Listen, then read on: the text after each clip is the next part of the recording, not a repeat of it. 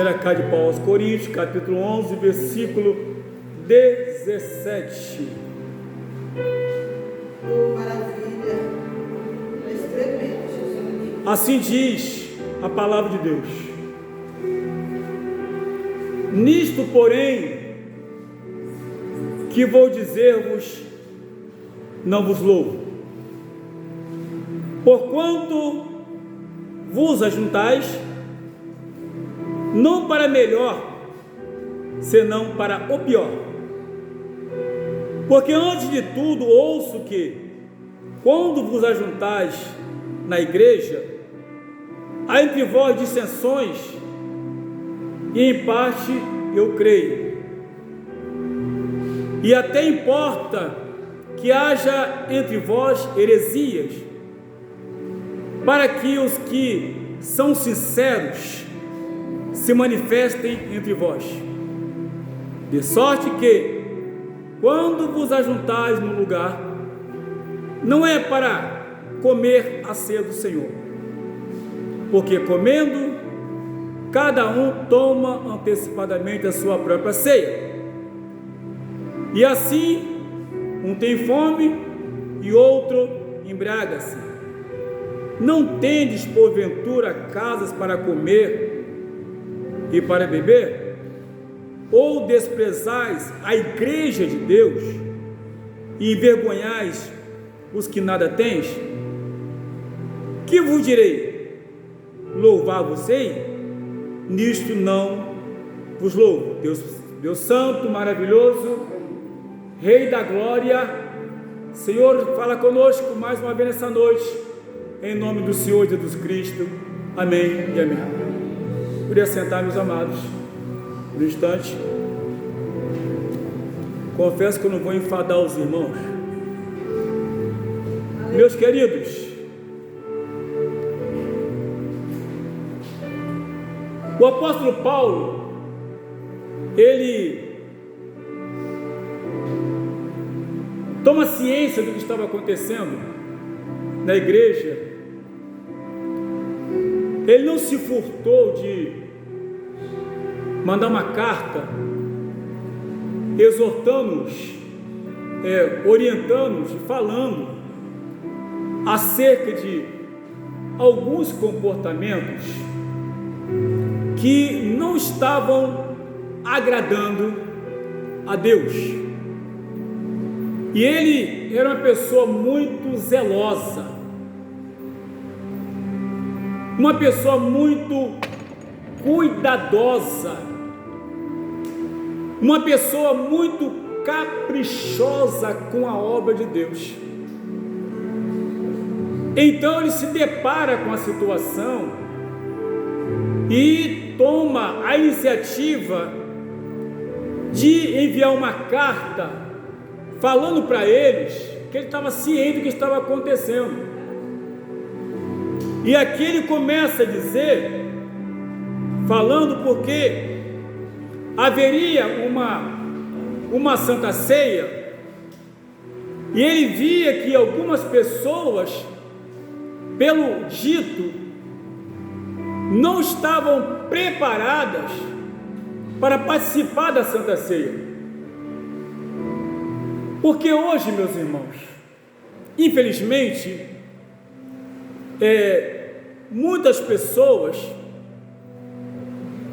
ou líderes, eles querem forçar a pessoa a participar. Ele quer ter o prazer de ver a bandeja de pão ir cheia e voltar vazia. Ele quer ter o prazer de ver os cálices cheios e voltarem vazios, como se fosse o prazer fosse dele pessoal, um prazer pessoal. E Paulo então ele começa a mostrar que a importância não estava em participar simplesmente da Santa Ceia, mas a condição de participar da Santa Ceia. E aqui ele diz: olha, nisto porém que vou dizer-vos, não vos louvo. Ou seja, vocês estão em uma situação que não são dignos de receberem elogios, de receberem aplauso, porque a condição de vocês não está condizendo com a palavra de Deus. Não está condizendo. Porquanto vos ajuntais não para o melhor, mas para o pior. E ele via que quando os irmãos se juntavam, não saía nada de bom,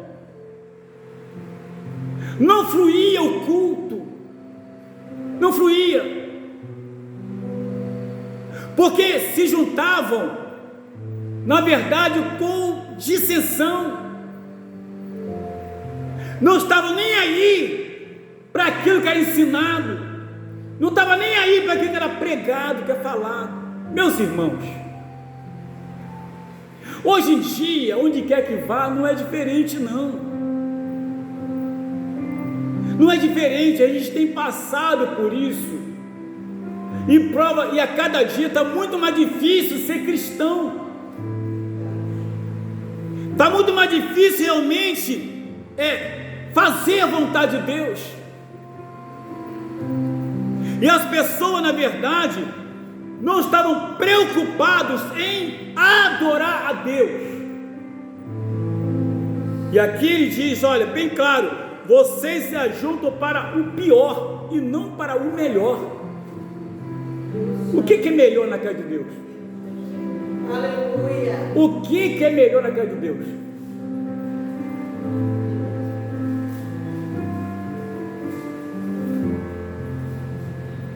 Glória a Deus, aleluia, Jesus. Louvado seja o nome. O melhor na casa de Deus, irmãos, é fazer o melhor para Deus. Louvado seja Jesus. Quando a gente está ali aquela porta ali, a Bíblia nos fala em Eclesiastes 5: guarde o teu pé quando entrares na casa do Senhor. Então, quando eu estou, por exemplo, sentado aqui no altar, eu me preocupo apenas em adorar a Deus. Glória a Deus. Que sua irmã está louvando, eu ajudo a louvar. Se o conjunto está cantando, eu ajudo a cantar. Se alguém está orando, eu fico ligado para ouvir a oração, para dar amém ou não amém. Porque o que faz aqui é para Deus. Aleluia. E Deus não aceita qualquer coisa. Deus santo da minha alma, aleluia. Deus não aceita qualquer coisa, porque Ele é santo. Então, quando eu adentro por aquela porta ali para cá, chego aqui, eu entendo que eu estou entrando num lugar santo, um lugar de santidade, um lugar de adoração a Deus. E aquele povo não entendia isso, e Paulo percebeu isso. Quem se ajuntava não era para adorar a Deus, não era para glorificar o nome de Deus, ele se ajuntava para oferecer o pior. E ele começa então, ele manda essa carta para chamar atenção. Por quê? Porque ele queria o melhor para aquele povo. Ele queria o que era bom para aquele povo. E aqui, segundo a Bíblia diz, porque antetudo ouço que quando vos ajuntais na igreja, há entre vós dissensões, e em parte eu creio. Ou seja, as pessoas que estavam na igreja, algumas não estavam em comunhão, estavam por estar, mas estavam ali sem compromisso de adoração a Deus. Eu costumava dizer que se todos nós lêssemos a Bíblia para poder aprender, não haveria nem necessidade de pregação, Porque a leitura bíblica é eu pregando para mim mesmo. Aleluia. Porque quando eu leio a Bíblia, quando eu estudo a Bíblia, é para pregar para mim primeiro, não é para os outros. E quando eu prego para mim primeiro, o que acontece? Eu sou tratado por Deus. Porque eu não tenho como tratar de alguém sem antes eu não ser tratado. E a palavra é para isso. A Bíblia é para isso. É o nosso alimento. É o que foi deixado para nos manter firme e fiel na presença de Deus. E aqui ele fala, volta repetindo, porque antes de tudo ouço que quando vos ajuntais na igreja, é claro, é bem explícito, na igreja, há entre vós dissensões, e em parte eu creio, por quê? Porque eu sei que vocês são assim, eu creio que é isso mesmo. Ou seja, ele dizia, quando vocês se juntam, vocês não estão se juntando para adorar a Deus, vocês estão se juntando, na verdade, para ter atrito, para ter confusão. Vocês não se dão um com os outros. Irmão, o dia que eu estiver aqui e não conseguir me dar bem com você, não adianta eu ficar. Porque eu tenho que me dar bem com ele, tenho que me dar bem com os irmãos. Eu tenho que aprender isso. E se dar bem, na verdade, é você ter comunhão. E a gente então percebe que essa mensagem era uma mensagem exortativa, orientativa, para que o povo abrisse os olhos, porque estavam dormindo o sono da indolência. E aqui diz a Bíblia, e até importa que haja entre vós heresias, para que os que são sinceros se manifestem entre vós. Ou seja, no livro de Salmos 101:7 diz que aquele que usa de engano não permanece na casa do Senhor. E Paulo aqui diz o que? É bom que isso aconteça, porque isso acontecendo vai mostrar entre vocês quem é cristão e quem não é cristão, quem serve a Deus, quem não serve a Deus, quem adora a Deus, quem não adora a Deus. Glória a Deus, aleluia. Porque às vezes muitas pessoas ficam escandalizadas com as coisas, e aqui ele dá uma orientação: é bom que isso aconteça entre vocês, porque aí vai aparecer quem realmente faz a vontade de Deus, quem realmente adora a Deus, quem realmente louva a Deus, quem realmente adentrou, como ele falou antes, na igreja para adorar a Deus. E aí você começa a perceber que havia o quê? Uma preocupação muito grande dele, porque ele conhecia aquele povo, ele conhecia aquela igreja, ele sabia que vira e mexe havia tumultos, havia um grupo que falava: eu sou de Paulo, outro eu sou de Pedro, outro eu sou de Apolo. Eles escolhiam pessoa, outro eu sou de Cristo. É a mesma coisa hoje em dia. Eu prefiro o ensinamento de fulano. Mas a pregação de Betânia é melhor. É assim, não é diferente não. Naquela época, eles estavam procurando o quê? Gostar de determinada pessoa. Apolo era o exímio instrutor, ensinador da palavra. E aí o pessoal: eu sou de Apolo. Paulo, aquela pessoa que tinha visão de Deus: eu sou de Paulo. Pedro andou com Jesus: eu sou de Pedro. E ficava escolhendo pessoas que elas se adaptavam melhor. Hoje é diferente? Não, não é diferente não. Eu prefiro o pastor fulano de tal, porque ele deixa fazer o que eu quero. Eu prefiro o líder fulano de tal, porque com ele eu posso fazer o que eu... Gente, não é assim que funciona.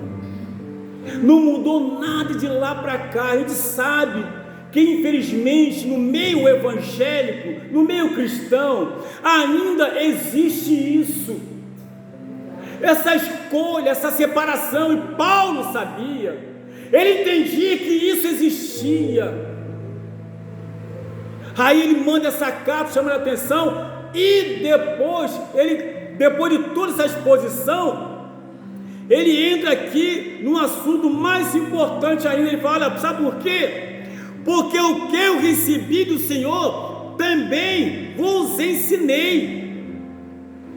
Ou seja, eu não recebi de Paulo, ou melhor, eu não recebi de Pedro, eu não recebi de João, eu recebi diretamente dele.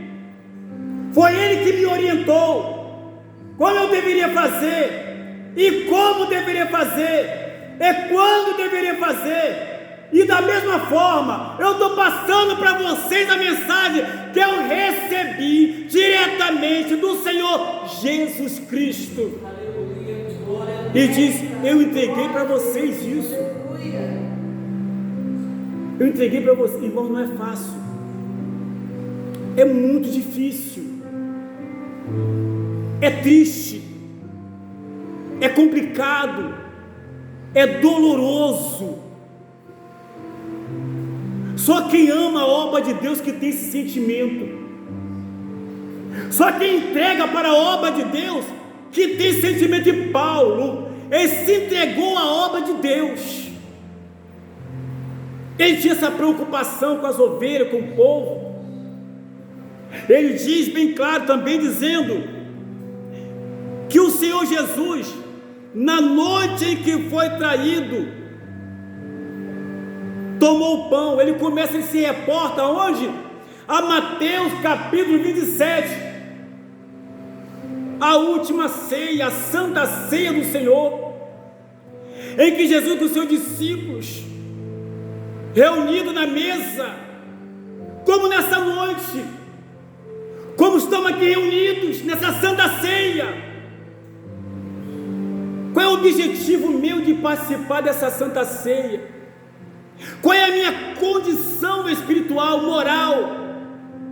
Como eu estou diante de Deus? E ele então ele fala exatamente essa palavra, que o Senhor Jesus, na noite em que foi traído, tomou o pão, ou seja, o seu próprio corpo, e ele tomou, e diz a Bíblia: e tendo dado graças, o partiu. Tomai e comei, isto é o meu corpo que é partido por vós, fazei isto em memória de mim. Queridos, eu não posso participar da Santa Ceia apenas como ritual. Eu tenho que entender todo esse processo. Muitas vezes, em alguns lugares, e eu me recuso aqui a citar esse ou aquele, quem quer que seja, não é o meu papel,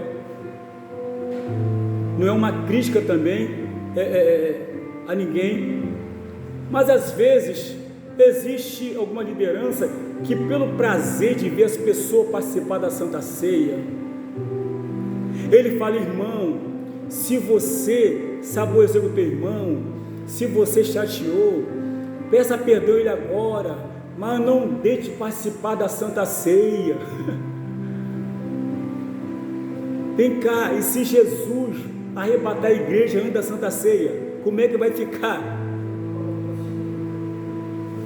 Não vai adiantar nada, porque em todos os lugares são 30 dias, a igreja, a Santa Ceia a cada 30 dias. Eu tenho 30 dias para me consertar com meu irmão, com a minha irmã. E aí o que acontece? Aí um pastor amoroso, bondoso, né? Uma pessoa ótima, carinhosa, que abraça, faz isso, peça perdão para o teu irmão, mas participe da Santa Ceia. Aquele perdão foi um perdão provisório, não foi definitivo, porque quando acabar a Santa Ceia lá fora, um vai para outro, vai para cá, nem dá a paz do Senhor. Foi só para as pessoas verem Mas como é que Jesus vê isso? Como é que Jesus está vendo essa situação? Porque nós temos tempo de sobra. A Bíblia diz: não deixa o sol se pôr sobre a tua ira. Eu não posso, irmão, ir dormir irado com meu irmão. Não posso. Eu tenho que ir rápido a ele e me consertar com ele. Aleluia. Não deixa o sol se pôr, é isso. Eu me irritar com a pessoa, passar o dia todo e me consertar, e depois dormir e levantar pela manhã, e o sol vai começar a se pôr na ira, porque eu não desfiz, porque não pedi perdão para meu irmão e para minha irmã. Deus maravilhoso. Eu deixei me levar. É sério. É seríssimo. E aqui, quando ele fala isso, ele fala: fazer isso em memória de mim, também é reconhecer o sacrifício na cruz do Calvário, irmão. Participar da Santa Ceia é algo muito sério. Confesso para os irmãos, na minha visão, se eu não tiver condições, eu não participo, e não tenho vergonha disso não. Eu, como pastor, já fiquei sem participar de Santa Ceia, há muitos anos atrás, porque eu não estava satisfeito com algumas coisas, e aquilo me corroía por dentro. Eu não sabia como tomar uma decisão. A decisão seria uma decisão terrível, mas eu não teria como tomar, porque Deus já tinha dado um prazo para mim, no local que eu congregava, e eu não poderia antecipar, não poderia, mas também não me vi em condições, seria uma hipocrisia da minha parte, eu participar daquela Santa Ceia, a igreja cheia, lotada, e vou dizer mais, eu era o primeiro vice-presidente do campo, mas não tive vergonha. Primeiro eu tinha que me tratar. E aqui, quando ele fala fazer isso em memória de mim, é reconhecer o sacrifício. Eu duvido que algum de nós aqui aguentaria chibatada nas costas. Eu duvido. Com dobra de couro, na ponta com 2 chumbadas. Foi assim que ele apanhou. Quem de nós aguentaria uma coroa de espinho, de deboche, foi achincalhado, quando bota aquela coroa de espinho, rasgando a testa e o sangue descendo? Será que eu não penso nisso? O que eu penso da Santa Ceia, irmãos? Quem aguentaria ficar pregado na cruz? Pregado na cruz, e aqueles pregos gigantes atravessando aquele cravo terrível. Fazer isso em memória de mim, fazer isso, as pessoas não têm mais sentimento, as pessoas debocham, mas irmãos, é muito triste, é muito triste. Falo para os irmãos que o coração dói, a alma se enfraquece, um sentimento triste, por saber que muitas vezes nós estamos de alguma forma, através do nosso comportamento e atitude, desconsiderando o sacrifício, não estamos respeitando o sacrifício.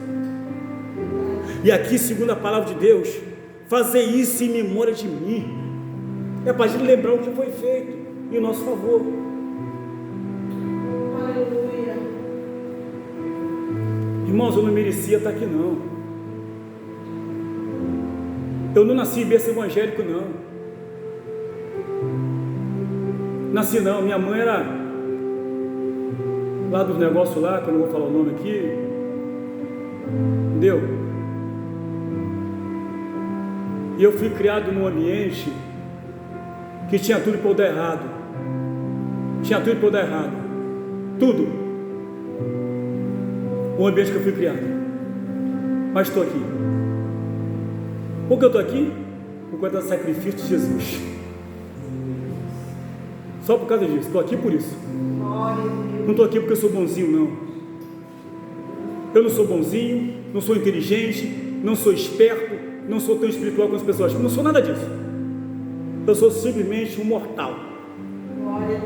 Uma pessoa que carece da misericórdia de Deus todo dia, toda hora do tempo, para me manter de pé. E quem me mantém de pé é Ele.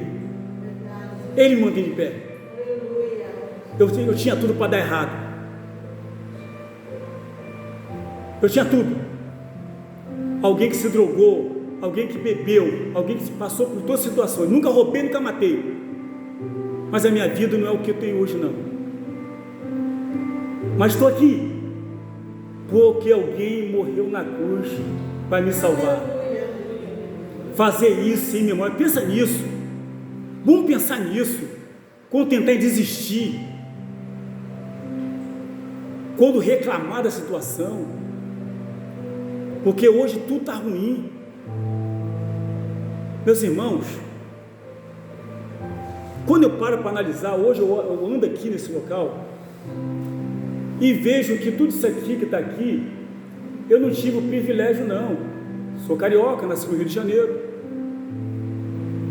morei no Morro do Urubu, saí perto da Pavuna, estudei no Engenho da Rainha, em Auma, eu conheço. Mas você sabe, a minha mãe era empregada doméstica, o meu pai trabalhava na pedreira, ele não era pedreiro não, quebrando pedra. E naquela época, eu tinha 8 anos de idade, 6 anos de idade, sei lá, 8 anos. O pessoal avisava que ia ter fogo, sabe como? Não era, hoje tem sino, tem buzino, tem tudo. Sei lá, era no gogó, gritava, lá vai fogo. Meu pai chegava todo cheio de poeira, para poder me manter, para dar comida dentro de casa. Você quer saber? Quer saber mais? Pois é, eu vou contar para você rapidinho. Lá mesmo, a casa que nós morávamos, quando veio reclamando, a casa que nós morávamos, na estrada velha da Pavuna, eu tinha 8 anos de idade, a gente trocava com o mosquito estava para dentro de casa e dormia no quintal, embaixo do pé de tamarindo. O mosquito dentro de casa, e a gente do lado de fora, do lado de fora, fazer o quê? Ele entrou para dentro de casa e sai. Está mais protegido assim. Quando chovia, e que dava aquele vento, a casa fazia assim, vai e volta assim, ó, ia lá no chão e voltava. A gente saía correndo de dentro de casa, no meio de um pasto, um campo enorme, no meio da lama, para ir para casa da patroa da minha mãe, para ser acolhido lá. Eu tinha tudo para dar errado. Vivi no meio de pessoas terríveis, tinha tudo para dar errado. Se eu estou aqui porque alguém morreu na cruz para me salvar, alguém preservou. E hoje, quando eu olho, eu agradeço a Deus. Senhor, muito obrigado pela minha casa, pela minha família, pelos meus filhos, pelos meus netos, pelos meus bisnetos. Obrigado pelo carro, obrigado por fazer tua obra. Obrigado. Tinha tudo para dar errado. Eu não tenho que reclamar. Eu tenho que, toda vez que participar da Santa Ceia, fazer o que Jesus falou: fazer isto em memória de mim. Eu me sacrifiquei para vos salvar. Apanhei, fui chicoteado, derramei meu sangue, fui pregado, fui humilhado, rasgaram as minhas vestes para dar vida para vocês. Fazer isto em memória de mim. Depois, a mesma coisa, vale igualmente o pão. Depois do pão, o cálice. Este cálice é o Novo Testamento do meu sangue. Olha só, está escrito aqui, ó. Novo Testamento do meu sangue. Fazei isso todas as vezes que bebedes, em memória de mim. Ou seja, vocês não devem participar da Santa Ceia para alguém ver que você está participando. Tem que participar consciente, com responsabilidade. Isso significa o quê? Comunhão, queridos. Porque senão não vai adiantar nada. Nada, nada, nada. Porque todas as vezes que comer deste pão e beber desse cálice, anunciar a morte do Senhor, até que venha, Jesus voltará. Quando eu participo da Santa Ceia, é entender que Ele voltará. Ele arrebatará a tua igreja. Talvez seja esta noite a nossa última Santa Ceia na terra. Seja a última. Santa Ceia, não é ceia, é Santa Ceia do Santo Jesus Cristo, dos santos aqui na terra, dos servos. Toda vez, outra coisa, portanto, qualquer que comer este pão ou beber o cálice do Senhor indignamente, será culpado do corpo e do sangue do Senhor. Vai dizer exatamente isso. Eu não estou, como ele diz aqui, entre linhas, não vou proibir vocês de participar da Santa Ceia, mas preste atenção, se estou em condições de participar, como diz a Bíblia, qualquer que comer este pão, ou beber o cálice do Senhor indignamente, será culpado do corpo e do sangue do Senhor.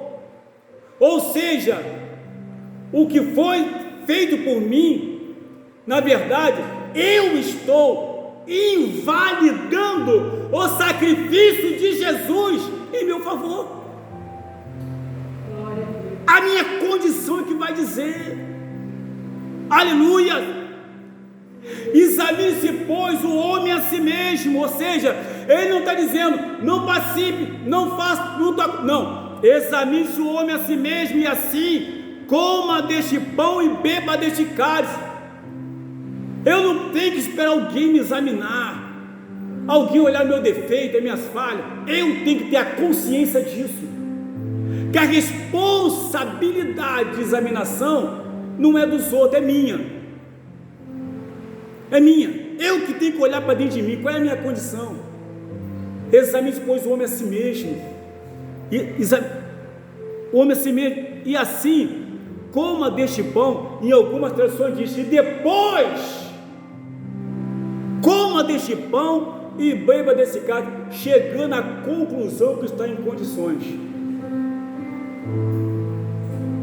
Porque o que come e bebe indignamente, o que é indignamente? É sem condições de participar,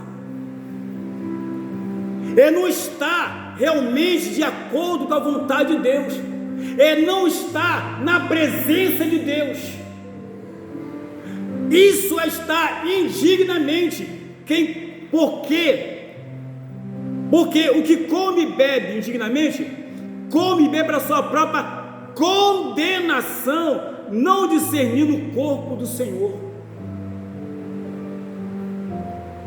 Então eu que tenho que saber. O pastor não pode proibir ninguém de participar da Santa Ceia, ele não tem esse direito, essa autoridade de Deus não, mas ele pode orientar. Eu vi uma vez no local,